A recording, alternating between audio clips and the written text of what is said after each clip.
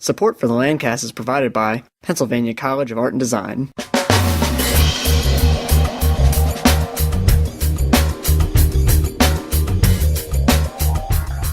Welcome to the Lancast. I'm David Moulton. And I'm Keith Slesser. Well, in this episode, we're back at Penn Cinema for our 4th annual chat with Penn Ketchum. During the show, we talk about Penn Cinema's new endeavor in Delaware. The city seems really excited because it's the first proper theater they've had. I think somebody was saying at the groundbreaking it was like 40 years since they had a theater, a multiplex running in Wilmington. Wow. I could be wrong on that, but I'm pretty sure it was 40 years, either that or 32. Where were they going for movies? Well, I guess, I don't know. The land where movies didn't exist. It doesn't matter where they went. I know where they're going to go. Right. I mean, there was theaters, but they just weren't in the city.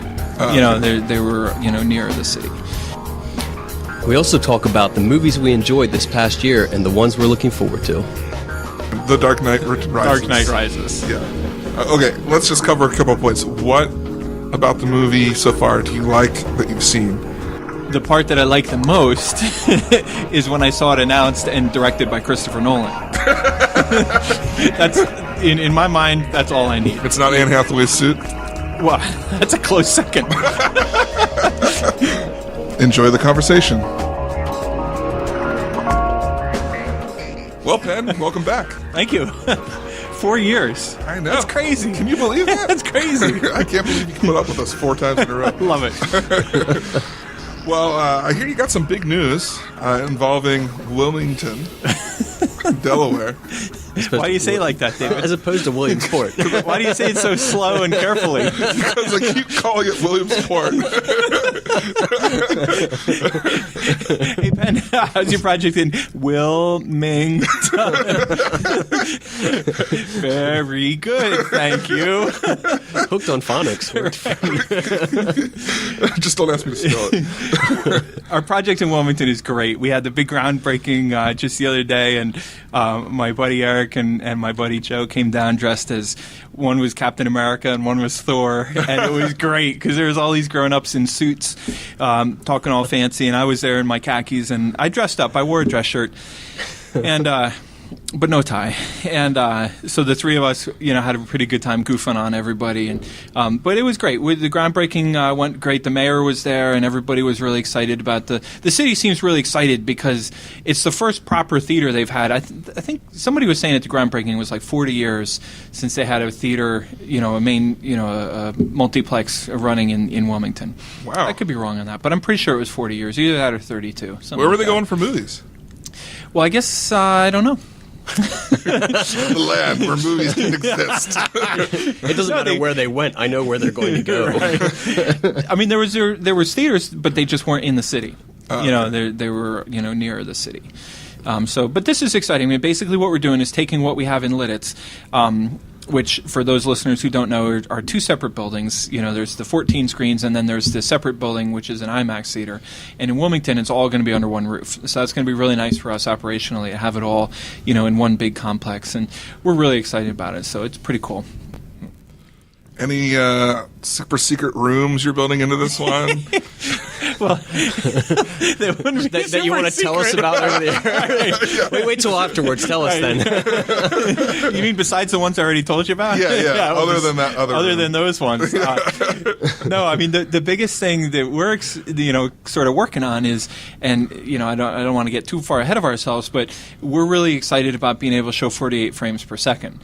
So we're pretty excited about sort of going down that road with Peter Jackson and James Cameron and all those big shots that are sort of taking the industry down there, which I think is going to be a huge step forward, and it's going to be a lot of fun to bring not only a new theater to Wilmington, but also a new theater that right out of the gate is leading the way in terms of having the latest and greatest stuff. So is there anything that you are going above and beyond with Wilmington that you're like, oh, back here we're not quite there yet?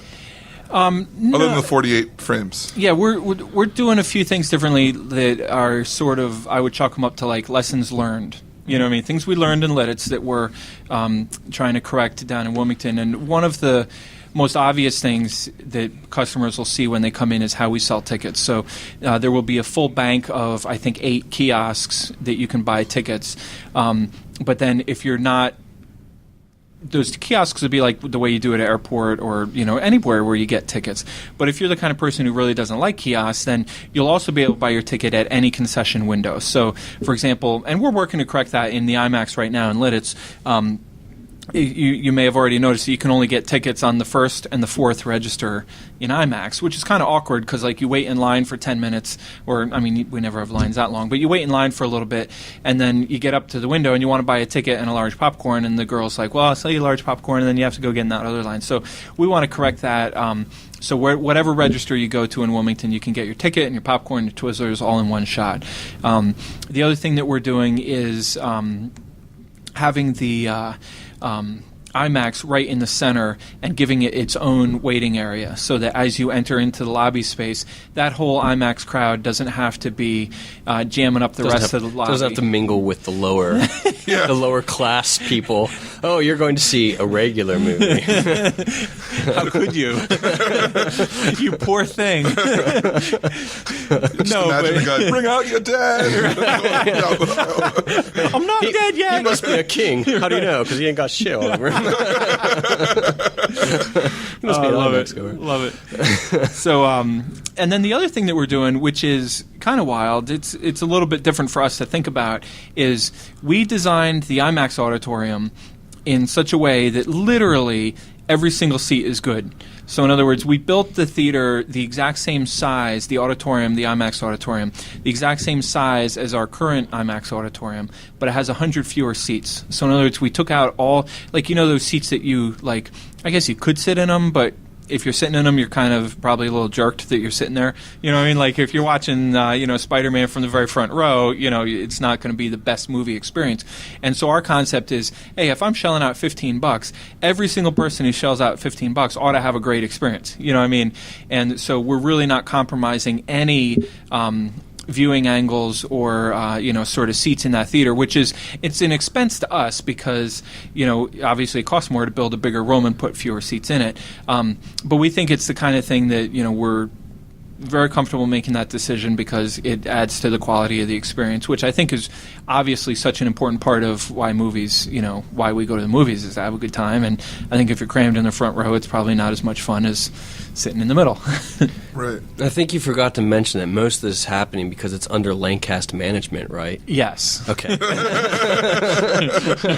thought that was assumed. Oh, yeah. Okay. Just making sure. I didn't want to, I know we didn't actually write anything. It was understood. But no, we, and then there's a lot of operational things that we're doing differently that, the customers won't have any, experience. It won't affect their experience at all, or it just helps us run, a lot smoother and sort of do things a little better on our end. So, back office stuff. What about assigned seating? That's something that I've seen around, and I'm kind of for at times when I feel gypped, and then I'm kind of not when I'm running late. I'm not a fan. I mean, I really, I think audiences have been sorting out their own seats for 40 years or however long, 100 years or however long we've been, all congregating in theaters. And for me, I feel as though it ups the level of labor required, to organize a theater and to manage a theater and to enforce a theater, and that sort of stuff. And I have, you're kidding around, but it's really sort of true. Like, it's sort of the law of the audience, which is really true, which is people for whom a good seat is really important to them, they get here early. You know what I mean? Like, especially for the midnight shows. Like, people show up at 9 o'clock or 8 o'clock or 7 o'clock, and, they sit and they hang out with their friends and they talk and they get interviewed by guys like you, and, they hang out and they have a good time. And then the other people who are just sort of into it just for the fun of, like, hey, let's go see what happens, they sit wherever they end up sitting and everything's, okay. Yeah. I feel one of the things, and I know it's sort of hard I get whatever. People believe me, they don't believe me, but it's very expensive to run a movie theater. You know what I mean? So I sort of feel as though the trade-off of everything I can do to keep our expenses down without compromising, the quality of the picture is something that's important to me. And I feel as though assigned seating would increase the cost of providing movies. I'm not saying it would increase the ticket price or not. Maybe it would, maybe it wouldn't. But it certainly would increase the labor required to show movies. And I'm not necessarily convinced that it would improve everybody's experience and everybody's feelings about going out to the movies. I could be wrong. We'll certainly see in Wilmington where it's a little bit of a different market and a little bit, being in a city, there's certainly a lot more people coming and going and a greater volume of people in and out of the theater. So I always say, there was a guy named Marv Troutman who I'm a huge fan of, and he owns a bunch of theaters in Pennsylvania, and his family does. And back when long before I had built a theater, he was generous enough with his time to give me a tour of one of his theaters, and it was the first time I was ever in a projection booth, and it was really an exciting day for me. But I remember when we were walking through his lobby, one of the things he told me is, you always want to be ready to try something new. And he said you got to always be sort of move into new things and be willing to experiment and willing to try new things and mix it up and always be, refreshing your mindset about, the movie experience. And so, like assigned seating today, I'm not a fan, as time goes on and if the audience more and more asks for it, then that's certainly something, like everything, that I would say open-minded to. Along those lines, what about D-Box? Have you heard about this? No, what's that? These are the seats that move. Like in time with the movie. So the car goes around the corner at 60 miles an hour, your seat tilts to the left. As if you were in the car. And then if the car goes over like driving on railroad tracks, your seat vibrates, and bounces up and down. And the seat is electronically cued to the movie. And what people are doing is selling tickets. You can go, and so you take out a row of seats, of regular seats. Let's say you take out a row of 13 regular seats, and you install 10 D-Box seats. And then those are assigned, and those you sell. And what people are doing is selling those at a premium. So in other words, a $10 ticket, now it's $15 for a D-Box ticket. And they're getting mixed reviews. I mean, some people say it's pretty cool. Some people said it was distracting. Me, I'm the kind of guy, I would rather just be comfortable. Right. You know what I mean? Like, if I want to ride a ride, I'll go to Hershey Park, you know what I mean, or Dutch Wonderland, but not really into it, for the theater. But it's definitely something that's sort of out there, and it's, we've been out front on so many developments in the theater industry. This is one that we sort of feel like we'll let other people be out front on, and if it sticks, and maybe for this one we'll be content to be a follower. But I don't know. We'll see. What's the when's the theater supposed to be open in? James Bond, November 9th, 2012, Skyfall. We're going to be there. You bet. Is it midnight show? You bet. Yeah, buddy. Fist pound it. Nobody saw that, but keep it. Road trip. We fist pound it. It's like pinky swear for men.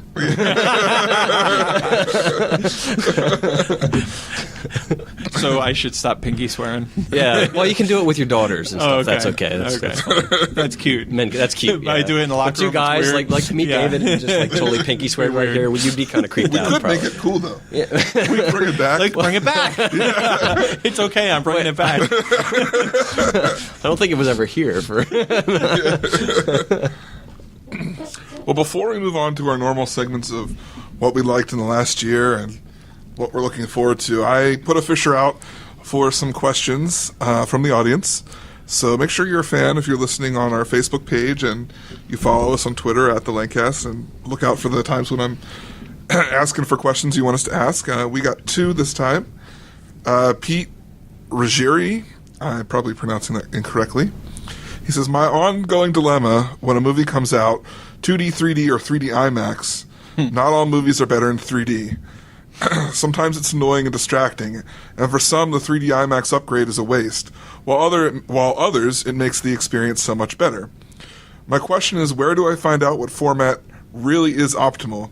I'm sure the theater will say 3D IMAX every time, as it is financially beneficial to them and the movie companies. Cue the evil music. I know. Cue the dun dun dun. Anyway, maybe some explanation on the differences or resources to find that info. Yeah, so Penn. So Lord Vader. Yeah. I love it. So Darth Penn. Any info on that? He's obviously never asked me, for my opinion, because well, first of all, let's just clear something up. I'm really excited because The Dark Knight is all 2D. You know what I mean? So he's not going to have to deal with that dilemma with the best movie of the year. Mm-hmm. Okay, so then let's back it up a little bit and go to like a movie like Prometheus. Prometheus was one of my favorite movies, and I genuinely I was on the radio talking about it with Rose, and I sort of said I really want our listeners to understand that I do not always tell my friends and people who ask me on Facebook or people who stop me in the lobby and talk to me. I don't always tell people to go to IMAX. Sometimes IMAX is better, sometimes it's not. Prometheus was a great example of go see it in IMAX. You know what I mean? The 3D was amazing, the space scenes were amazing. That was a movie made for IMAX. I saw, it came out this spring. There was a movie, and I watched it, and I liked it in IMAX, but we all walked out of there and sort of thought, it didn't have to be in IMAX. You know what I mean? It just didn't have to be. Avengers was great in IMAX. What was the movie that came out the week after the Avengers? That's the one that I'm talking about. That almost pushed it out, right? No, Avengers was only in IMAX for 1 week. Dark Shadows. Yes. Dark Shadows is a good example of a movie that if Pete had asked me in the lobby, what I thought of it, I would have told him go see it in 2D. Here in the theater. I loved Dark Shadows. I thought it was a fun movie. I really liked Johnny Depp. I thought the story was amusing. I'm not saying it was the best movie of the year or whatever, but I enjoyed it. I had a good time. And when my friends asked me about it or people asked me in the lobby, I told them, go see it in 2D. You don't need to pay $15 to see it in IMAX. When people ask me about Prometheus, absolutely, you need to go see it in IMAX. So the answer to his question was, so first of all, I hope I've established that I agree with him. All right? Okay, so we're all on the same page. But then to answer his question, the best thing that I would do is post a question on Facebook. Myself and Drew manage the Facebook page, and we reply to everybody who writes up there. Even people write, something they didn't like or a problem they have with us, we're always happy to enter into those conversations. I find those conversations to be helpful because it just helps me understand what people want. By describing what they didn't like, it helps me understand what they want in the future. So to answer his question, the best way to find out about the different formats in terms of optimum viewing pleasure is to maybe post a question on Facebook. There you go. Well, our next question comes from Andrew Bunty, and he asks, how is the recent trend of 3D movies different from the past, besides the new technology? Will it stay longer than the previous fads of 3D throughout the years? I remember seeing Freddy's Dead in 3D with the goofy blue and red glasses at the Columbia Drive-In in the early 90s, and they were trying to make 3D all the rage back then. Why will it stick this time? The reason why I'm laughing so hard is because that's like saying, why will the horseless carriage stick around this time, other than the fact that the car doesn't need horses? Why will these newfangled flying machines take, other than the fact that they can fly? So to say other than the new technology is, I don't mean to make fun of the question, but seriously, that's the answer. Is the reason why it's going to stick around is because the industry is. I don't know what the latest statistic is, but the vast majority of theaters are either converted to digital or they're well on their way. A few years ago we could brag, and I think I bragged on this very show about how, we're leading, we have more digital theaters than anybody. Well, and that's fine, but our time has come and gone because now that's pretty much the norm.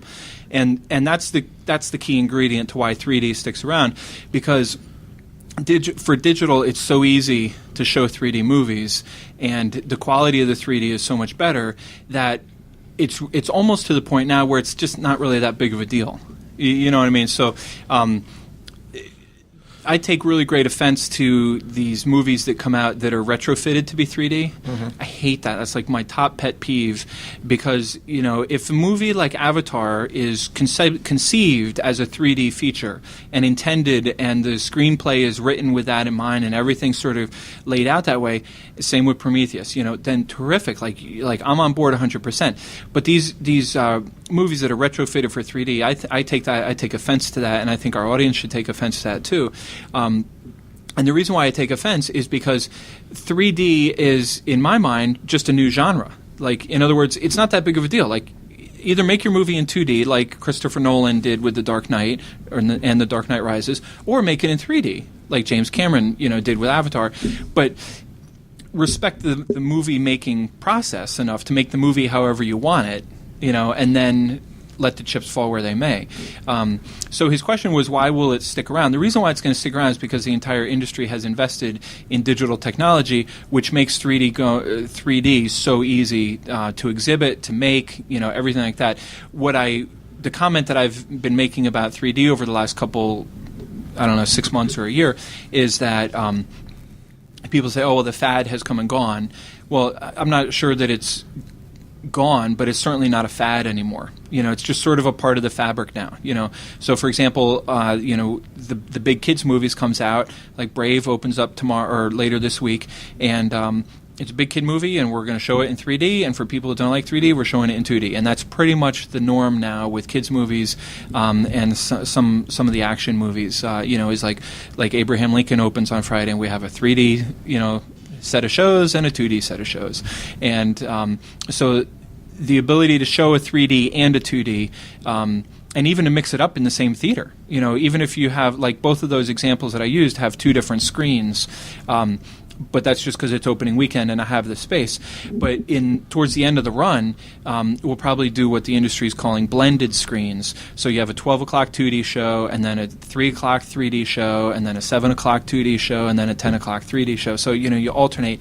And the fact that we can alternate in one screen is amazing, and that's why 3D is going to stick around. It's not going to be the dominant thing. It's not going to be the big hoo-ha, whatever, but it is what it is, and I think for guys like James Cameron, who I think is the best filmmaker working today, he embraces 3D as a means to tell the story. You know what I mean? And so that, all the big, the big boys are going to use 3D as a viable format. And look at Martin Scorsese, what he did with Hugo. And so I think when you use 3D as part of the entire filmmaking process, then it's a really viable and valuable tool for the process.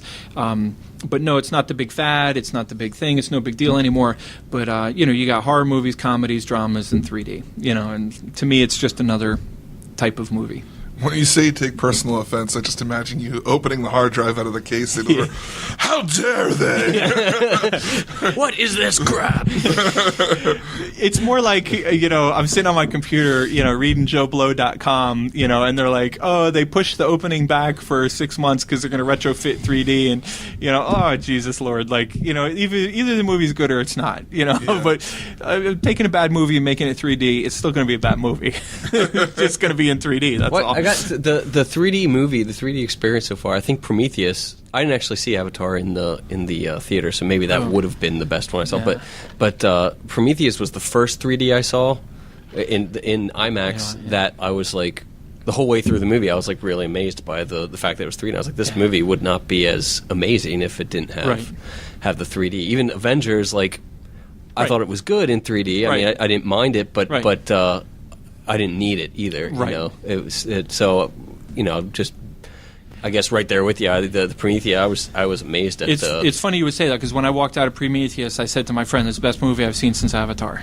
Yeah, I mean, there was a real related. You could relate the two. But that's a Star Wars guy. I mean, like, I love the space movies. And to make me feel like I'm floating out in the middle of space like they do in Prometheus was just awesome. Forget the floating out in space. The opening scenery, like flying over the landscape. Yeah. I was just like, whoa. This is amazing. That was pretty amazing. Clear. Yeah. It was so clear that I actually asked myself, is this real? Right. Like, is this, it's too perfect. Is it CG? Yeah. Yeah. No, there were a couple. There was actually one time where he has the planets all floating down around him.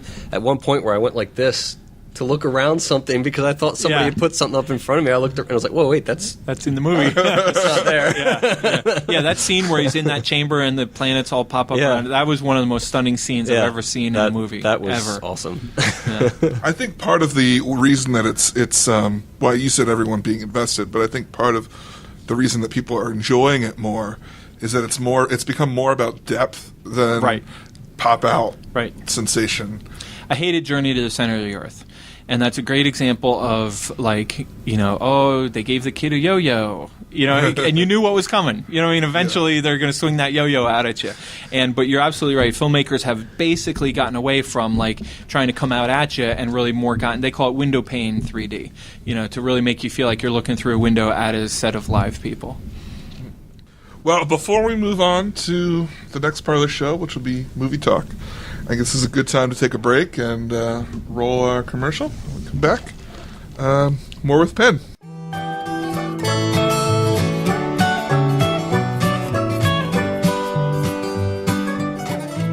Whoa, David, what have you got there? A pina colada? No, not the drink. Oh, this. Yeah, I've been meaning to tell you about this. We just got our shipment of 3x10 bumper stickers in. Oh, sweet. Now I can put one on my car and pick up chicks. Keith, you're married. Whoa, it's working already. Well, if you want a chick magnet Lancast bumper sticker like Keith, they're free. Just email us at bumpersticker@thelancast.com. Hey, Keith, get back here with the box of stickers. I need one for my car.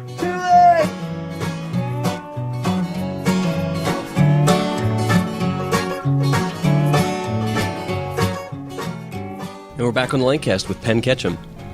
Penn. Yes, Keith. Penn. I state your name.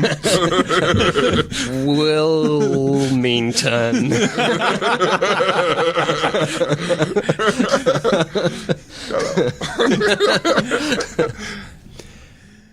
Penn, since we were last here, what movies have you seen that are your favorite? When were we last year? No, I'm just kidding. The last time we were here. I believe it was July last year for listeners. Yeah, I think, there's two movies that jump out, and then there's like a few movies that I feel compelled to comment on because, frankly, I watched them just because I wanted to watch them, and then I walked out and I was like, that movie was amazing. I'm talking about like Fast 5 in April, which is not really like, I've never been a huge fan of that franchise or whatever, and it was in IMAX and I watched it and I just loved it. I thought Fast 5 was great. But my two favorite movies of the year since the last time we met, my favorite movie was Super 8, which came out, I guess, in June. And my other favorite one, which didn't do quite so well, was Rango with Johnny Depp, the animated. Yeah, I loved Rango. I thought that was hilarious. Not hilarious like Hangover funny, but just I was into it. I liked it. So those were two of my tops, was Super 8 and Rango, but I also enjoyed Planet of the Apes. I thought that was great. And the other one that I loved was the new Mission Impossible. I thought that was really, really well done, and I was pretty psyched that it was as good as it was because you never know. With Tom Cruise, you never know what you're going to get. Mission Impossible 4 was one of the first movies in a very long time where I had the oh shit look on my face like many times during the movie. I went with my friend Orlando and I just kept turning over going, what is that? That just happened? Oh my gosh, it's so awesome. Yeah. It wasn't the like this movie sucks look. It was like, oh man. Yeah. That's kind of how I felt. Yeah. So, but I also liked, then you have all these guys, that ended up in the Avengers, So I sort of feel like they have like their own category. Like I loved Thor, I loved Captain America, so I sort of set those aside. I wouldn't put them as my tops of the year, but I just loved Super 8. It really it made me feel like that's the kind of movie that is why I love the movies. I believe you were quoted as wanting to see it last show, saying it made you want to go out and get your dirt bike and ride around. Did you end up doing that? It took me a long time, but actually, just recently, yes, I did get my dirt bike out, riding around like a complete idiot. Yeah, I was walking down the street today in Wilmington, true story, and this little kid was like walking along the street the other direction.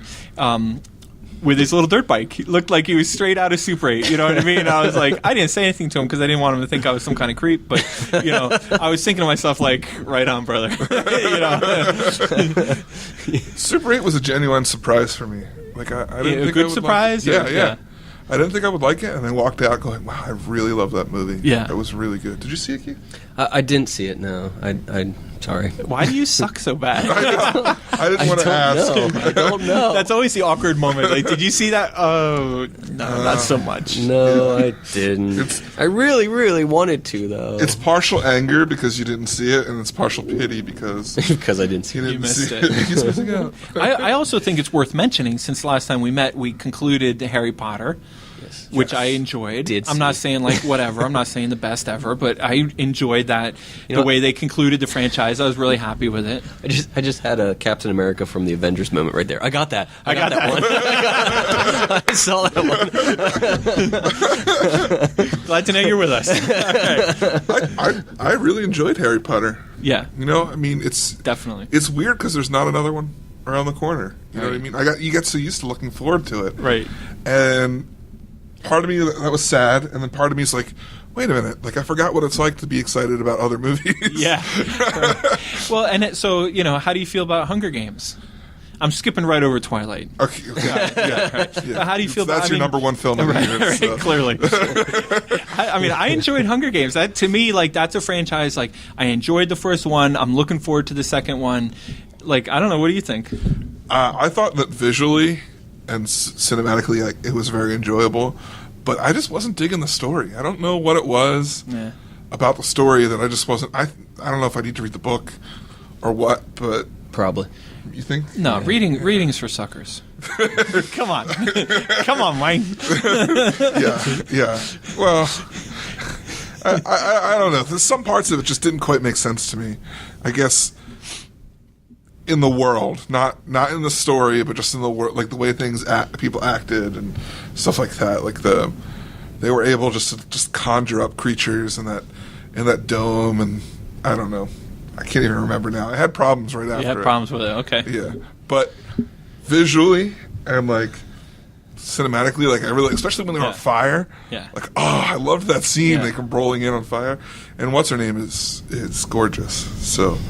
I forget what her name is. Katarina Witter. Yeah, whatever. She's Mystique in the new X-Men movies. Yeah. And so anyway, that's what I thought about the last year in movies. Well, last year we talked about Cowboys and Aliens coming up.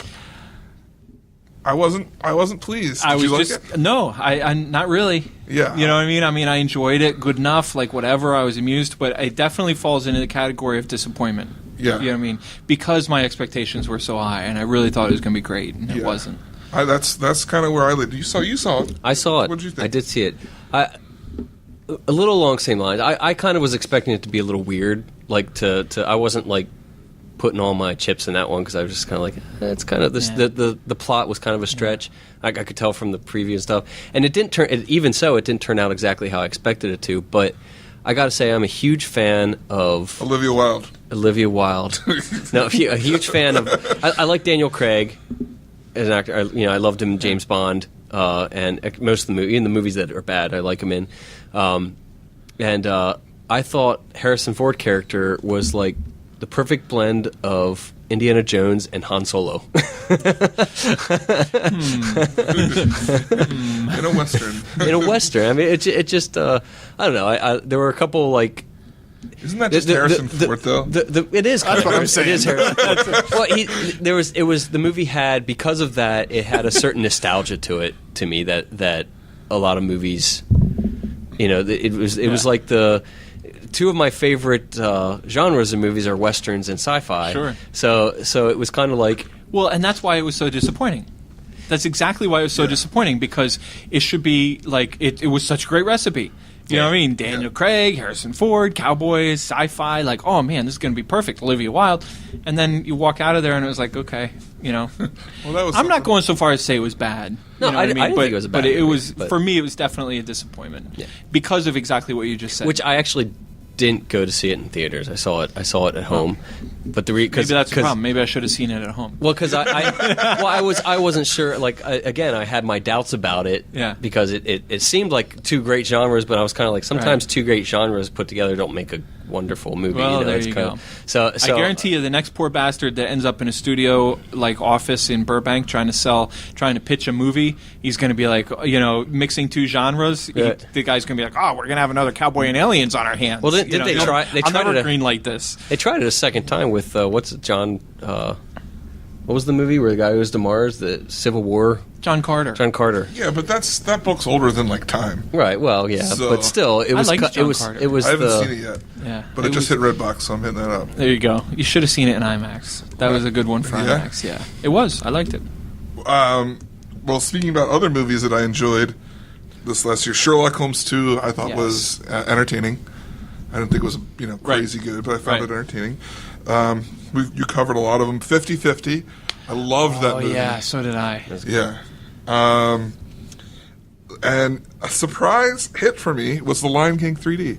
Okay. Because, of course it's The Lion King. It offended Penn, though. Yeah. I'm very sensitive. but that was one of the best, most enjoyable post-conversion. I think because it was a cartoon. Like, it just, I don't know, it just worked. Well, cartoons for me are the exception of the rule because they're easy to convert to 3D. So it's not. Sure, now there's an exception to your offense. Yeah. I don't like it, but I'll accept it. What about Drive? Did that come out since we last spoke? Or? Yes, but I didn't see it. Everyone seems to I me it's loved good. Drive. Drive was great.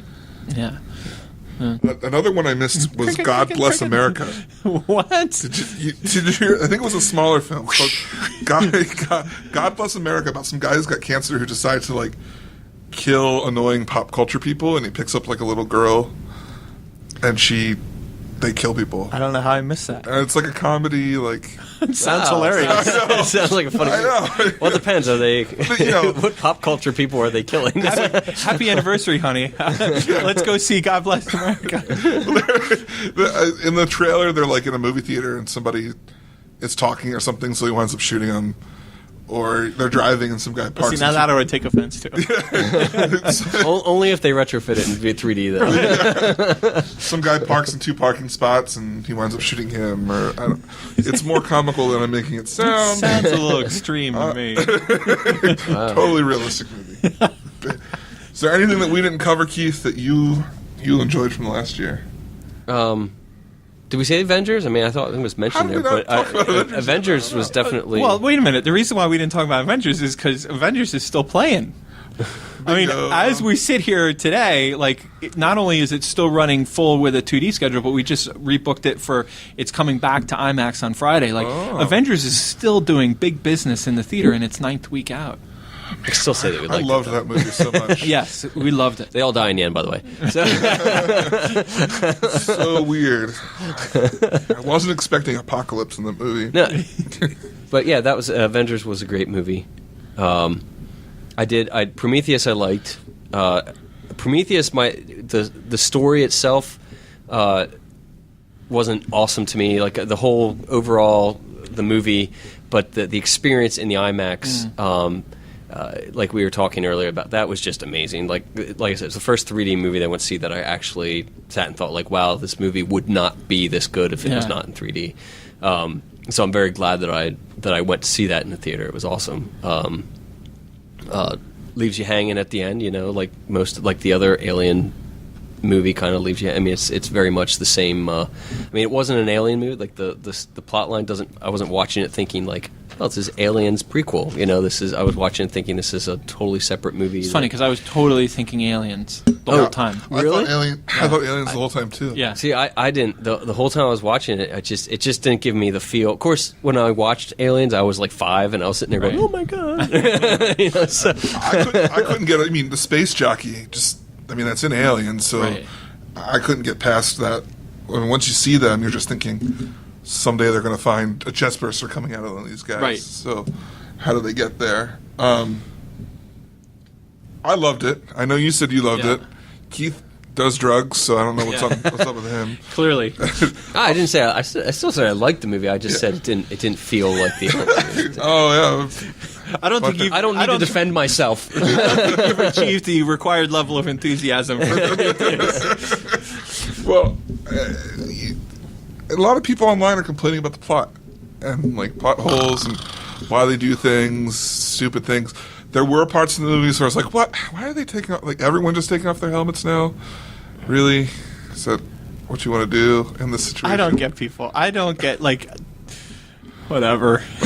I want to put this. I did learn something that Ridley Scott said, because one of the biggest things I hear people complaining about since I saw it, and I said that I like it, and this best describes one guy said that when somebody else was talking to him about it and he was telling them they loved it, they were like, "You're too stupid to know that you're too smart to not think that this movie was stupid."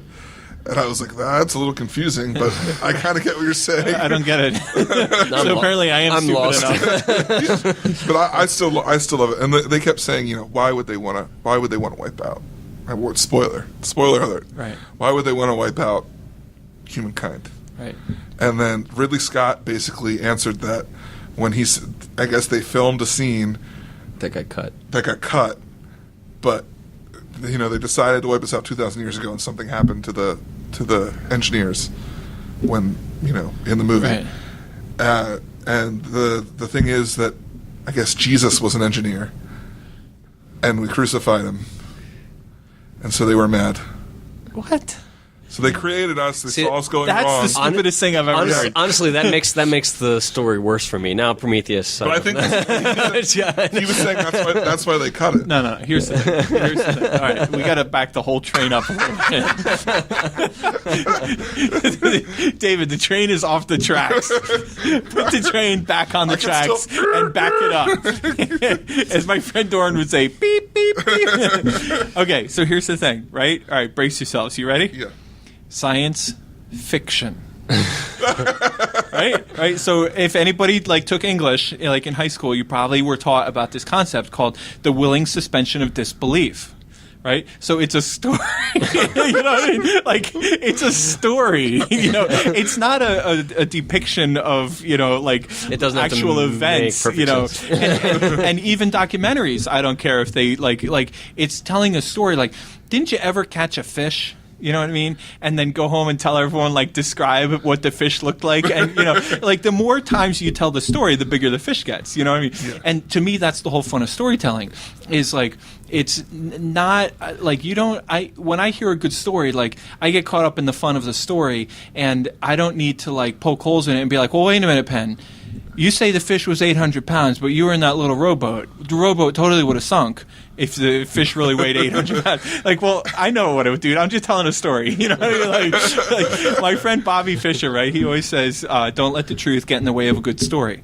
Right? And so, you ask Bobby how was his weekend, he might tell you anything. You know what I mean? Because don't let the truth get in the way. And so that's these, I just got to tell you, I'm not the kind of person that gets caught up in the discussions about these missing plot points or well, how could they have gotten across town in 45 minutes?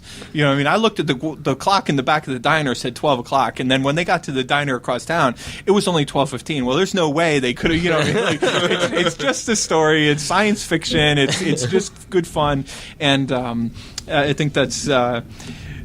Maybe that's why I love the movie so much, because it's easy for me to just sit back and that's kind of the movie. That's the type of moviegoer I am. I don't ask a lot of questions in my mind. Although I'm forgetting something. I can't remember what it was, but my friend Mark Ponce and I watched a movie, and I forget what it was. But I did look at him and be like, "Now wait a minute. How could that have happened?" I think it was in Prometheus too, but I can't remember what point it was. But I certainly don't let stuff like that get in the way of I love the movie. You know. I know what other movie. What? Snow White and Huntsman, which had Charlize Theron, that was the high point for me. Do you see a lot of Charlize Theron movies? Actually, we saw two in a row here because she's also in Prometheus.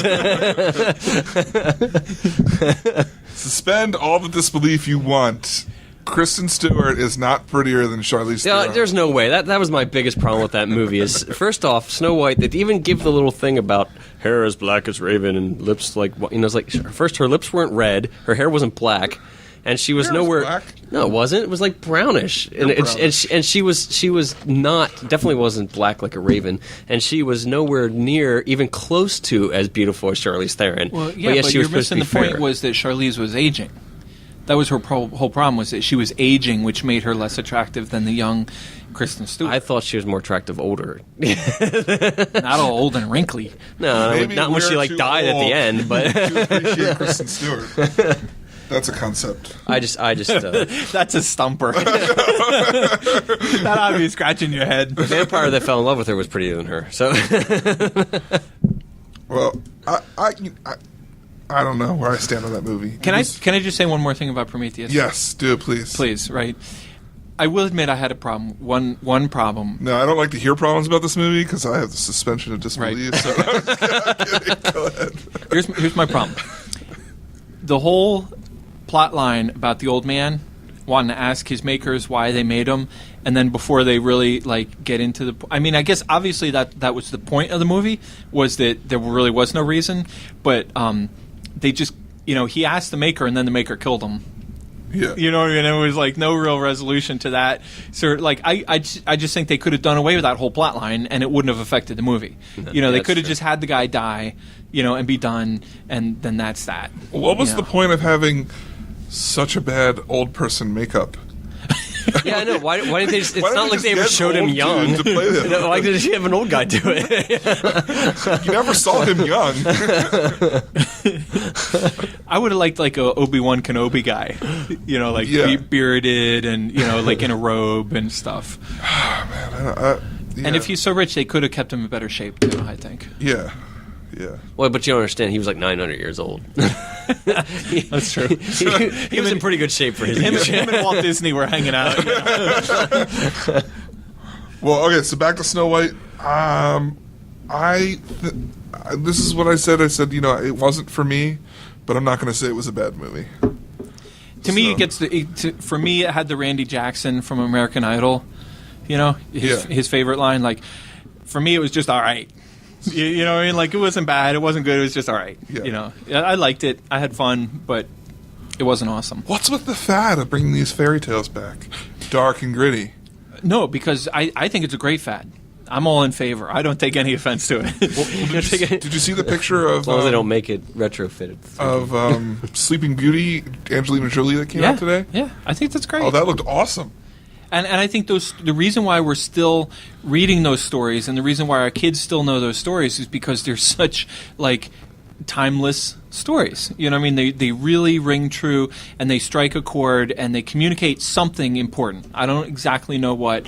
I'm not smart enough to know, but obviously it's like, it's like the classic lullabies that people are still singing to their kids because it obviously still, rings a chord in our sense of, whatever it is that we need to hear about and keep telling those stories. So I'm a big fan of the whole story. To me, the most important part of a movie is storytelling. And so, these fairy tales, I think, are timeless stories, and if we're just updating them to show them in the medium that our society tells stories in now, cool. I don't have a problem with that.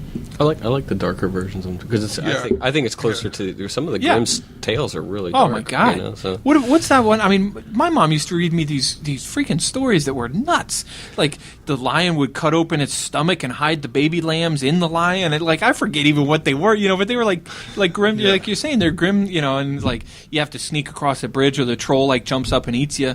You know what I mean? And like you're saying, those are some pretty gruesome stories. Here's a story. I'll go on record right now. I think would make a great movie, right? Yeah. It's not a fairy tale, but it's from the Bible. How about a Samson and Delilah movie? Come on. Yeah. Come on. That would be a great movie. Samson and Delilah. Come on. Preach it. It's from the Bible. Come on. It'd do great. Lancaster. If I had a hanky, I'd swing. Well, both Prometheus and Snow White and the Huntsman are still in theaters, so at the time of this airing, you can still see them. People are going to listen to this Lancast and be knocking each other over to get in to see Snow White. I know. Snow White and Huntsman. All three of us going, well, it was okay. Yeah. Well, I mean, if we kind of like something, that means that everyone should see it, so they can kind of like it too. Definitely. That's right. That kind of brings us to what are we looking forward to in the next year? Well, I mean, are we going to mention the most obvious? Like, or are we just assuming that? Okay. Well, okay. So what are the ones we can assume? The Dark Knight Rises. Dark Knight Rises. Yeah. Okay. Let's just cover a couple of points. What about the movie so far do you like that you've seen, and what kind of things might have you skeptical, if anything? Well, the part that I like the most is when I saw it announced and directed by Christopher Nolan. That's in my mind. That's all I need. It's not Anne Hathaway's suit. Well, that's a close second. No, yeah. I mean, to me, the most important thing is Christopher Nolan. The second most important thing, Christian Bale. The way they're packaging it as a trilogy, this is the conclusion of Christopher Nolan's trilogy about the Dark Knight. I think that's great. I think it's a great way to, bring it together and sort of leave it open for somebody else in the future, to revisit the Batman theme.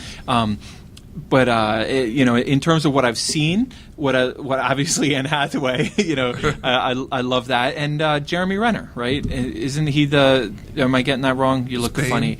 Yeah, as Bane, and I love him. I think he's great, and so those are the things I'm looking forward to the most. I think he'll bring a whole fresh level, and nobody's going to live up to Heath Ledger, and I don't think anybody expects anybody to.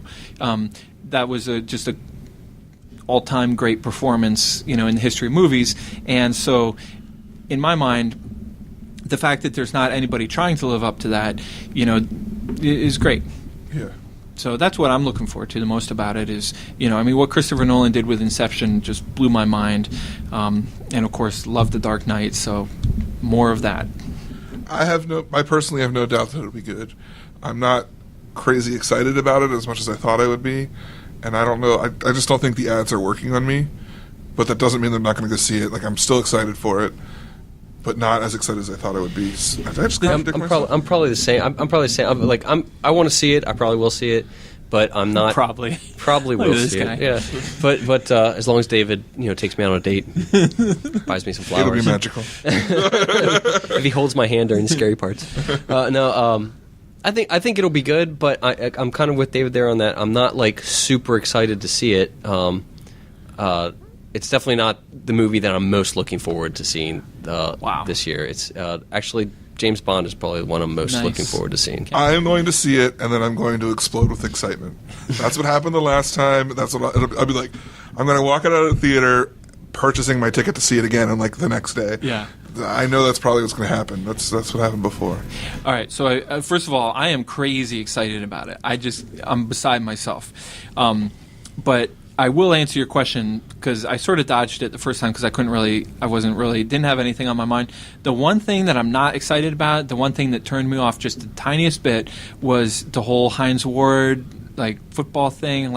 I sort of feel like by the time this movie takes place, shouldn't we have moved past football? You know what I mean? And shouldn't we have moved to some sport that we haven't even conceptualized yet? You know what I mean? The whole thing's like a fantasy city, so let's have a fantasy sport. You know what I mean? And to me, it bridges the gap between, it brings too much of the current reality into that world, to use your term, that realm. And that sort of turned me off just a little bit. But so you're saying it would have been better if it was like lacrosse? Quidditch. What's that with the Harry Potter plays? Quidditch. But I just think it's ridiculous. I just think it's going to be out of the park. I think it's going to be great. I'm concerned about Bane's voice. I know they went back and redid a lot of it, but I've developed some hearing issues, and I'm like, I can't understand him. Yeah. So. Well, the other thing that I'll say is that I thought that when I saw the first trailer that came out, I just was jumping up and down. I went down the hall to see a different movie to watch the trailer again, and I just thought it blew. It was just amazing. And then the second trailer that came out, I thought stunk. You know what I mean? And I was like, well, wait a minute, we're going backwards here. So I will say that, but no, I don't know. I have blind faith in Christopher Nolan. I really think he's an amazing director, and I think he'll do an amazing job. Well, the other big ones I think that we can't ignore would be The Hobbit in December. Mm-hmm. That just looks amazing to me. I don't know if you consider James Bond a big one, but that's big for me. That's huge for me. Yeah. That's like a no-brainer. And to me, I think there's something at stake with this James Bond, and I'll tell you what I mean. I thought that Casino Royale was one of the best movies I ever saw. It was awesome. I loved it. For me, Quantum of Solace was okay. Yeah. You know what I mean? It wasn't awesome. It left me sort of like just a smidge disappointed. And I think Daniel Craig has owned up to that. You know, I think I've read interviews where he has said, you know, that the script really fell apart and that him and the director sort of cobbled the script together because there was an actor's or a writer's strike in the middle of the, you know, script development or something along those lines. And I think everybody involved said that, you know, they tried to take themselves a little bit too seriously and, you know, and in my mind, they fell short. So for me, I think like this is the redemption. You know, like this needs to be awesome, and everything I've seen so far looks awesome. Right. You know, and I think that Daniel Craig and the whole team is going to be coming back to like what makes James Bond so awesome, and I think that's what's going to be in this movie. So that's why I'm really so excited about it. Yeah, I felt the second movie, like the first movie had the James Bond feel. It was Daniel Craig doing it. He's definitely like the most kick-ass James Bond I've seen, ever. but the second movie seemed to lose the James Bond feel to it. Like you said about taking itself too seriously, almost or something. Like that. It was like they were trying to franchise on the Bourne movies or something. That's what it felt. That's what the second James Bond movie felt like to me. It was too much like that. It wasn't James Bond enough. So. Yeah. Well, it's funny you say that because one of the movies that I'm really excited to see is the new Bourne. It's the new Bourne movie. Yeah. I am excited. You know, again, with Jeremy Renner, I thought he's amazing, and he was amazing in The Town. That was the first time that that's another one when we looked back at what came out since last year. The Town came out. That was awesome. That was good. I think it came out in 11, or did it come out in 10? Anyway, The Town was great. And so I'm really excited about Bourne. What is it now? Bourne Legacy, I think. Yeah. So I'm excited about that. And you said James Bond. You said The Hobbit.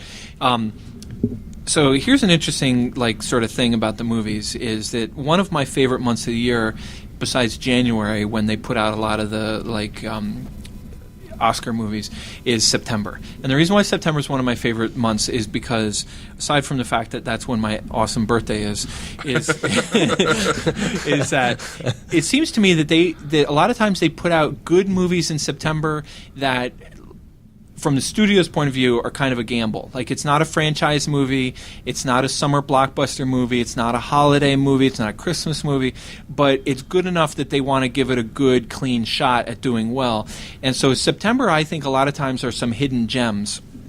And I think there's a few coming out in September. I'm looking forward to seeing Gangster Squad. I'm looking forward to seeing Lawless. And there was another one. I wrote it down. What was the other? Oh, and Looper with Joseph Gordon-Levitt. Oh, I forgot about that. Yeah, I mean, those three all come out in September. I think Lawless comes out the last weekend of August, but they all come out, in that general area, and I think that's going to be a great time of year to be a movie fan. So those three I'm really looking forward to, especially Gangster Squad. Looks ridiculous. How about you, Keith? I've got a short list here. Movies looking forward to? Yeah. Well, I mean, like I said, the James Bond movie, The Hobbit. I actually want to take my kids to see Brave. I'm excited to see that. I'd like to see that. Definitely. I thought I've seen the previews for that. I thought it looks like it's going to be a fun movie. Yeah. Especially with the kids and stuff. The Dark Knight. And Spider-Man. I want to see Spider-Man and The Dark Knight. I think both of those. I'm excited to see both of those because I like superhero movies. Yeah. I just do, and so I'm going to see them. Like I said, the one trailer I saw for Dark Knight, I think is probably the one that you said was the one that sucked. Where I was like, and I'm a little like, Michelle Pfeiffer will always be Catwoman to me. That's too bad. Anne Hathaway looks good in that scene. Anne Hathaway, the first movie I ever saw Anne Hathaway in was Devil Wears Prada, and she will always be that character. You need to see Love and Other Drugs. I guess I have to see her in other formats, but that's the first movie I saw her, and that's she's always that sort of naive, cute girl or whatever. Whereas Catwoman is not naive, cute girl. She's like a super villain or whatever. But it's going to be it's just. The concept of Anne Hathaway being Catwoman is but I'm sure she'll do a great job. She looks good in the pants. But what's with this guy? Who are you? How did he get on the show? I don't know. Well, mine that we haven't mentioned yet. Wreck-It Ralph. I think that looks really fun. Yeah. No, I agree. Is that Pixar or DreamWorks? I don't know. Isn't it with the bear? No, that's Ted, Ted. which looks really good too. Wreck-It Ralph is I don't know if it's Pixar or DreamWorks, but he's a video game villain, and it's in a world where like that's a job, like in the video games, like that's his job, and he doesn't want to be a villain anymore. So he leaves his video game and goes into other games to try and be the hero. So It's like the opposite of Anne Hathaway. yeah, it's such a great metaphor. Well, speaking of Anne Hathaway being such a cute, goody two-shoes, someplace where you won't see her doing that is Les Miserables. Oh, yeah. And I am pumped for that trailer. Yeah. Got me, like, jacked for that. Man, It's like Wolverine and Catwoman. finally. After all these years. Expendables 2. And that's going to be a ride that's going to be horribly fun. Okay. Let me know how it is. Have you seen any previews for Django Unchained? Oh, man, yeah. Yeah, that looked cool. My only problem with that movie is I don't really know how to pronounce it. But I think it's going to... I forgot to say that. I think that movie's going to be great. Yeah, But that'd be huge. Nobody's mentioned G.I. Joe. Well, G.I. Joe was supposed to come out and it got postponed. So they could add more of whatever that guy's name is in the movie. Channing Tatum, Yeah, Channing Tatum. star of the new mommy porn movie, which opens up in a week and a half called Magic Mike. Yeah. For all you moms listening, get your Hey, tickets now.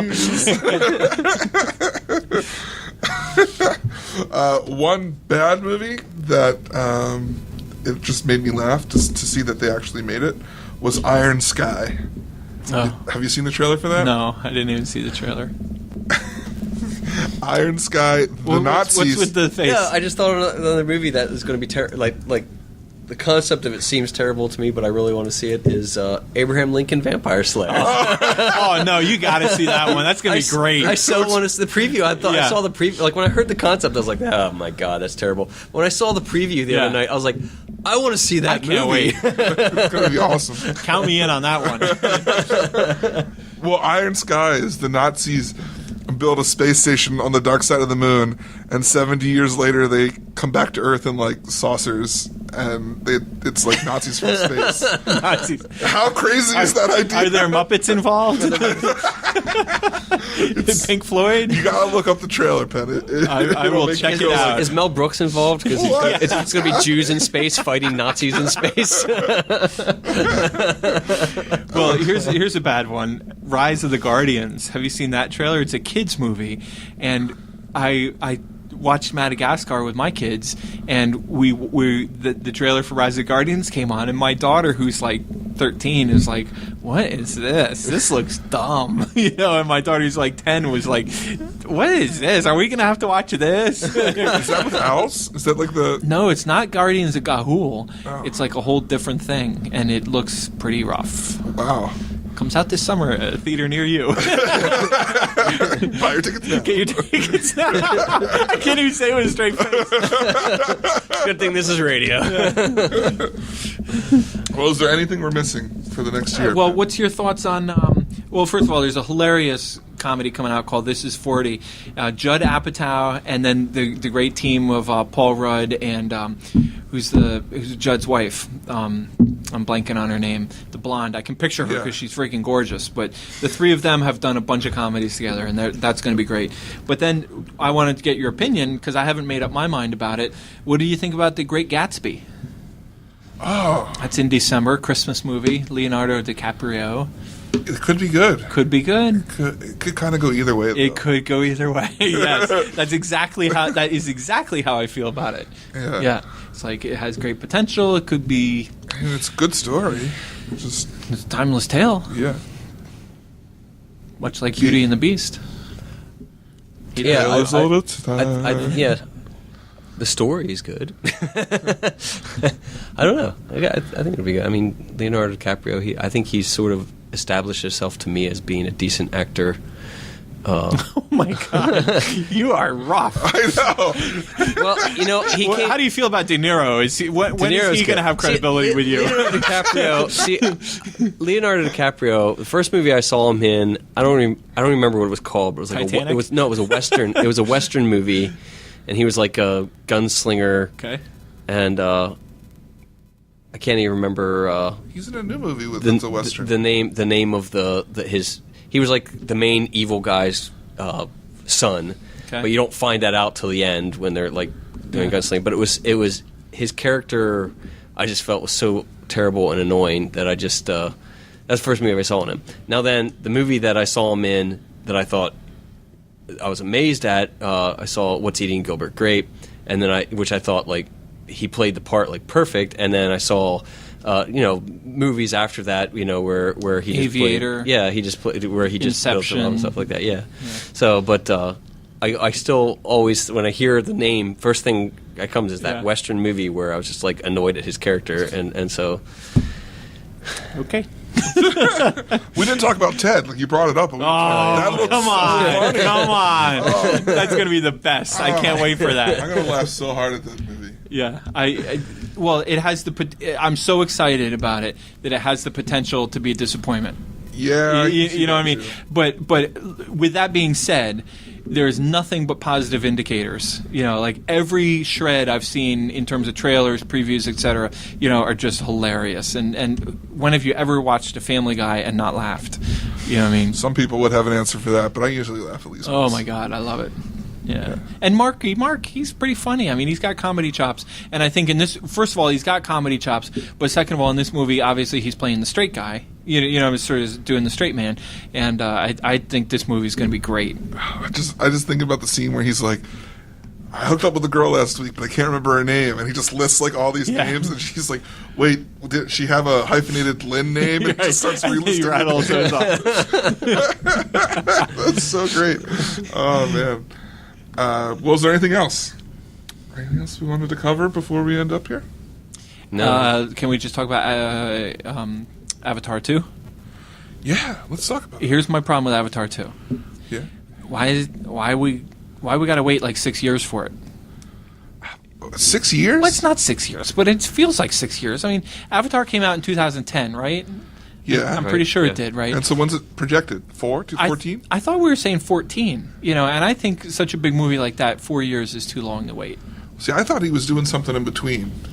No? Well, he did. He did a bunch of things in between, but I'm just saying. But then this one's going to be more about the ocean. I don't know. Because it's a sequel.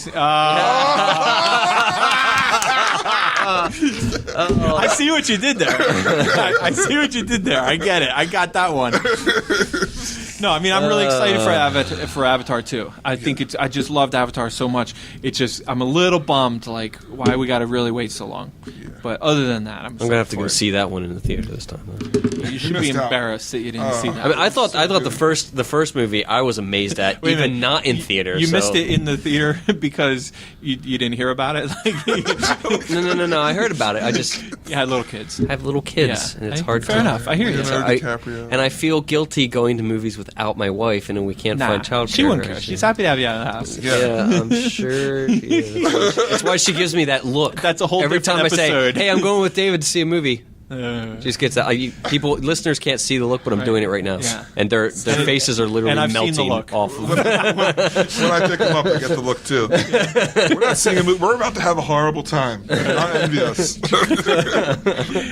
Is she a big fan of the podcast or of the Lancast? Is she? She's our writer, actually. She's our writer. She writes. She does all the writes for it. Yeah. So this script that I've been reading all night, she wrote it. Yeah. That's great. She writes for the website. She writes the website for the website. So. But I just you know what movie thing. we forgot to mention? What? The Three Musketeers. Oh. I can't say it. Three Musketeers. That was so horrible. But you know what was great about that movie is we had the theater to ourselves for a reason. But it was so fun to sit there and make fun of it the whole way through the movie because it was like our own personal Mystery Science Theater 2000. We're just like, oh man, cracking jokes. It was a horrible movie. It was great. But I thought of a funny story to end our movie discussion on. While watching Prometheus on Sunday, last Sunday, Keith and I went with our photographer Quinn. The Eskimo? Baker. What's that? The Eskimo? Yes. Oh, yeah. good. Yeah, of course. And so she's watching it, and there's a scene where people get attacked by like a snake-like thing. And I don't want to go too far into that was pretty intense. Yeah. And she, I see squirming, and I'm like, oh, she's squirming at this. And as soon as the scene's over, we look over, and she's almost out of her chair. Like, the only part of her that's touching the back of the chair is her head. Like, she had slouched down that far with her Prometheus popcorn. poster in front of her. She had the Prometheus poster like up in front of her eyes, and she was like, so she couldn't see. And Keith and I like audibly laughed. I'm sure people were like, "Why are they laughing?" But like, Something wrong with those guys. it was funny because both of us were completely opposite. We were like sitting up, like leaning forward in our seats watching it, and she's like, That's great. well, Penn, it's always a blast to meet up with you Always for these a kind of pleasure, talks. yeah. Is there anything you'd like to leave the audience with of how to find stuff about the theater or get in touch with you? No, penncinema.com or check us out on Facebook. I did want to say, I hope that we can all agree that we ought to have another, our next broadcast shouldn't take a year. We should plan to meet down in Wilmington. Yes. Yeah, we'll bring you down for the midnight show of James Bond, and then the next day, or maybe prior to James Bond, so you don't have to make 2 trips. We can, meet down there and talk about "You won't just that. let us sleep in the theater." And final minute, that's where I'll be sleeping. Let's do it. Yeah, I'm totally up for that. That'll be fun. And that'll give you time to practice saying Wilmington. Wilmington. I'm flashcards. Well, I'll further confuse you. Wilmington. Wilmington was founded by a guy named Charles Willing, and he formed the town Willington. Willingtown. And then when they incorporated it as a city, they changed it to Wilmington, like a few years after that. But it was originally Willingtown. Just a little trivia for you to keep in mind. Wow. One more thing in my head. Will that help him pronounce it any better? I'm hoping it works. I'm gonna sit there with him, like smacking him in the forehead every time he says it wrong. Will be shot caller. Or you could just do like some people and just say Delaware. That's true. It's a little easier to remember. At least I'm not saying New Jersey. For a while there, I was like, oh, it's in Jersey. No, it's in Delaware. All people in Delaware. You may know. Well, there you have it, folks. Hope you enjoyed this check-in, and we'll check in with Penn again in Wilmington. Awesome.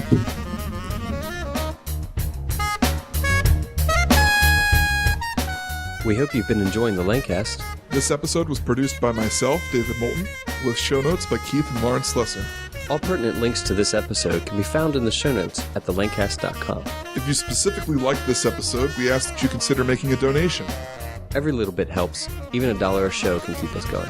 If you'd like to help support us, you can do so by going to thelancast.com/donate. And don't forget to subscribe in iTunes and tell a friend about the show. So, for the Lancast, I'm David Moulton, And I'm Keith Slesser. asking, are you in the cast?